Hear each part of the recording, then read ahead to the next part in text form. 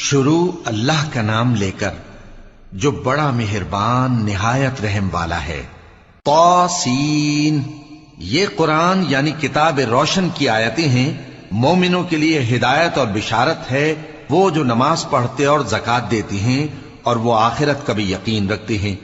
جو لوگ آخرت پر ایمان نہیں رکھتے، ہم نے ان کے اعمال ان کے لیے آراستہ کر دیے ہیں تو وہ بھٹکتے پھر رہے ہیں۔ یہی لوگ ہیں جن کے لیے برا عذاب ہے اور وہ آخرت میں بھی بہت نقصان اٹھانے والے ہیں۔ جب انہوں نے پرندوں کا جائزہ لیا تو کہنے لگے، کیا سبب ہے مجھے ہدہد نظر نہیں آتا؟ کیا کہیں غائب ہو گیا ہے؟ میں اسے سخت سزا دوں گا یا ذبح کر ڈالوں گا یا میرے سامنے اپنی بے قصوری کی واضح دلیل پیش کرے۔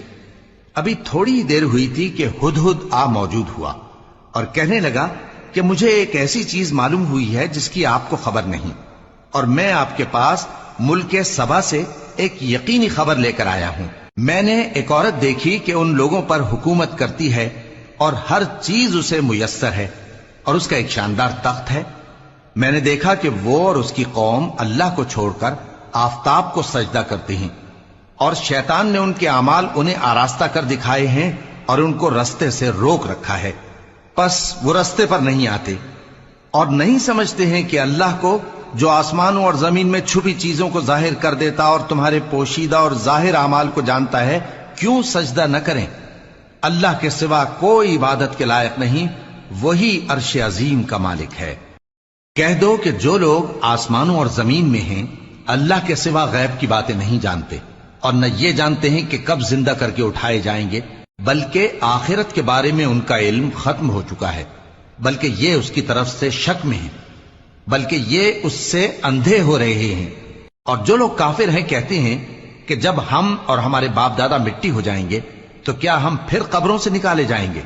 یہ وعدہ ہم سے اور ہمارے باپ دادا سے پہلے سے ہوتا چلا آیا ہے، کہاں کا اٹھنا اور کیسی قیامت؟ یہ تو صرف پہلے لوگوں کی کہانیاں ہیں۔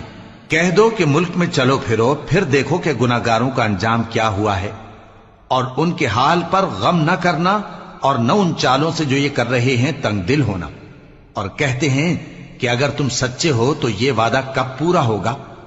کہہ دو کہ جس عذاب کے لیے تم جلدی کر رہے ہو شاید اس میں سے کچھ تمہارے نزدیک آ پہنچا ہو، اور تمہارا پروردگار تو لوگوں پر فضل کرنے والا ہے، لیکن ان میں سے اکثر شکر نہیں کرتے۔ اور جس روز سور پھونکا جائے گا تو جو لوگ آسمانوں میں اور جو زمین میں ہیں سب گھبرا اٹھیں گے، مگر وہ جسے اللہ چاہے، اور سب اس کے پاس عاجز ہو کر چلے آئیں گے۔ اور تم پہاڑوں کو دیکھتے ہو تو خیال کرتے ہو کہ مضبوط جمے ہوئے ہیں، مگر وہ اس روز اس طرح اڑتے پھریں گے جیسے بادل۔ یہ اللہ کی کاریگری ہے جس نے ہر چیز کو مضبوط بنایا، بے شک وہ تمہارے سب افعال سے باخبر ہے۔